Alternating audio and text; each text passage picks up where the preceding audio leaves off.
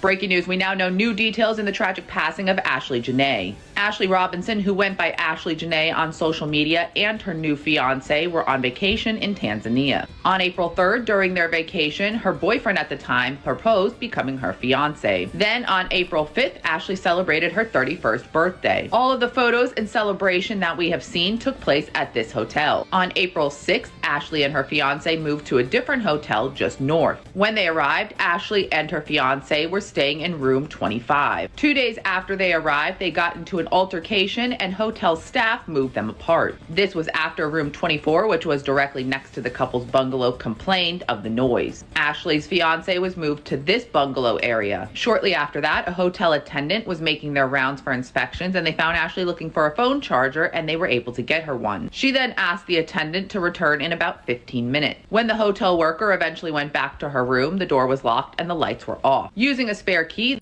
we see it, we feel it, and we reveal it. Ashlee Janae is a young lady that went on a vacation in Tanzania. She was celebrating her birthday and she was celebrating a recent marriage proposal to Joe, her fiance at the time. Ashlee and Joe went to Tanzania to celebrate, and somewhere along on that trip, it was discovered that Ashlee had either done self-harm to herself, she had been harmed, and she was rushed to the hospital where, at some point where she was declared gone.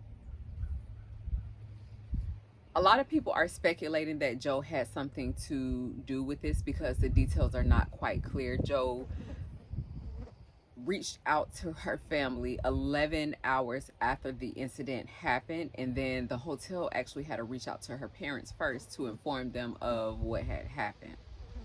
It was also said that they had gotten into an argument in the villas, that they needed to be separated. So Joe was taken to another villa and Ashlee was left in her own separate villa. And they had been arguing on this vacation, which one would think that it wasn't, because from the pictures, from the videos, everything seemed happy, everything seemed loving, but that just wasn't the case. Now, Ashlee was a soft life connoisseur. That was the main point of her content. Joe was more of a crypto, financial type person, and that was the main source of his content. When looking on Ashlee's page, you did see a lot of references with Joe, a lot of pictures of him on her page. When looking on Joe's page, you did not see as much of Ashlee on his page. So it was definitely reflecting two different messages. There was a page that she did have that was taken down.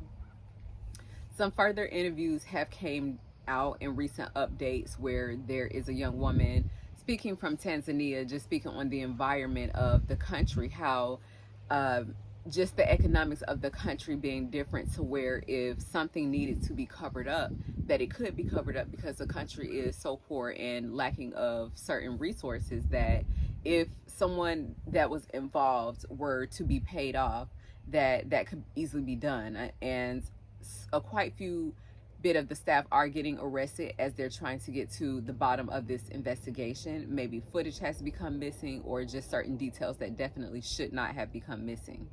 Joe also frequented this country, so he has several connections in the country, that to where if he possibly wanted to hide or cover up something, it was very well more likely that he could do that.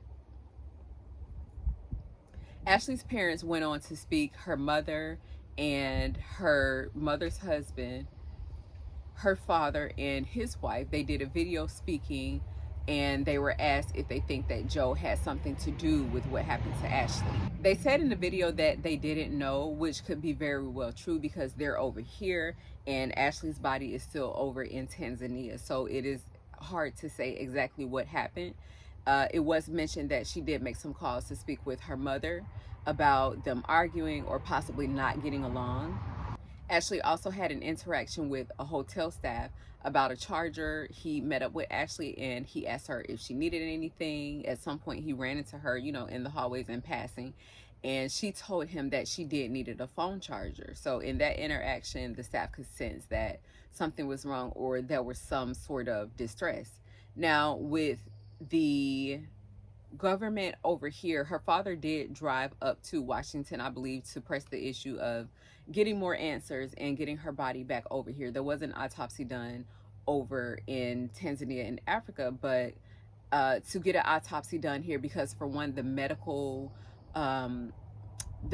offerings are much better over here than they are in Tanzania. So there's a lot that could happen in US versus an autopsy over there, but they still have unfortunately not been able to get her body back over here as of yet. Another concern that also falls into play is timing. So by the time that they are able to get her body back over here, what exactly are they going to find? Is it going to be a thing of the autopsy being inconclusive because it's too late, or because certain evidence has deteriorated along with the deterioration of her body? That's a major concern. What this situation brings a bigger light to for me is domestic violence against women that have been committed to them through people that they call their partners, their boyfriends, their husbands. You have just all different types of stories, and it's very sad and it's very unfortunate, and it brings us to a space of, when do you decide that either the cover is not worth it, the soft life is not worth it, or the things that we have to endure and go through?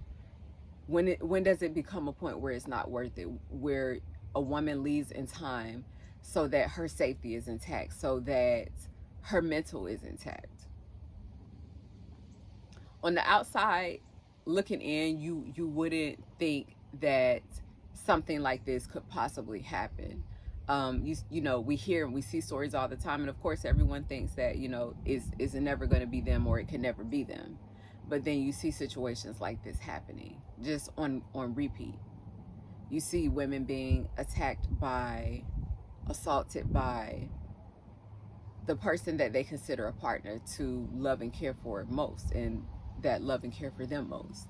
Joe is believed to be the one that found Ashlee, and he said that she was in a position where she was committing self-harm to herself and asphyxiation with something around the neck, that she had put herself in that position. But for a lot of people, that's really hard to believe, because Ashlee came off as very confident. She was a very beautiful girl, and she didn't seem like someone with low self-esteem. She didn't seem like someone who wanted to end her life, especially after getting engaged, after celebrating her birthday. I don't know anyone that would want to commit self-harm halfway across the country, and they're celebrating all of these new oncomings in their life, but they would rather go halfway across the country to commit such an act. For me, that just wasn't adding up. It seems like that there's more to this story. It seems like there are more people that know more about this story, that know more about what happened to Ashlee, that know more about what Ashlee and Joe were going through. For the cameras, everything seemed happy. He gave her the ring, did the proposal on camera, and then just for it to come to later that night, now he discovers her somewhere committing self-harm. And then by the time that they take her to the hospital, she didn't even initially lose her life at the hotel where they were staying, or at the resort where they were staying. It took her to get to the hospital, and then there is where she supposedly lost her life. A lot of people are thinking that Ashlee was already gone before she arrived. If we're talking Tanzania, we're talking distance between where they were at the resort, between a hospital. And then we're not exactly talking about an official hospital. Ashlee was transported to what would have been a urgent care walk-in clinic, because you have to remember that the medical resources are different. We're not talking about America, US soil, where things are much different, offerings are much different. You're talking about a country that's much poorer. So if they wanted to pay someone off, they definitely could have paid someone off. The reason why this story deserves light is because there are so many stories like it. And there are so many stories where, unfortunately, people or the government doesn't always get to the bottom of it. And we're left wondering, okay, what happened? Why did this happen? What can we do to prevent things like this from happening so often? That continues to happen. A lot of people are questioning the reaction of her family, her mother and father, when they're sitting there and they're getting interviewed about what happened. Some people are just, they feel like that they're not showing enough emotions, or they don't care.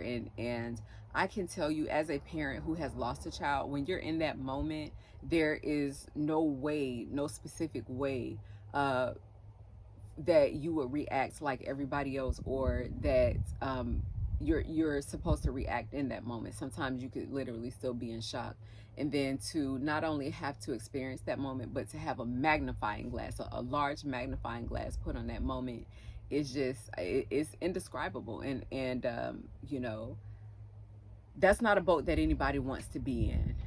So to say that they don't care, it is a bit harsh. To say that they're not concerned, it's a bit harsh. You know, they're halfway across the planet in another country trying to get results and trying to figure out what it is that happened to their daughter. I pray that Ashlee Janae gets the justice that she deserves in this case, and I will follow this case for more updates, for just more reveals in this case. What do you all think in this situation? Do you think that if Ashlee Janae had problems in the relationship, that maybe she should have stayed on American soil?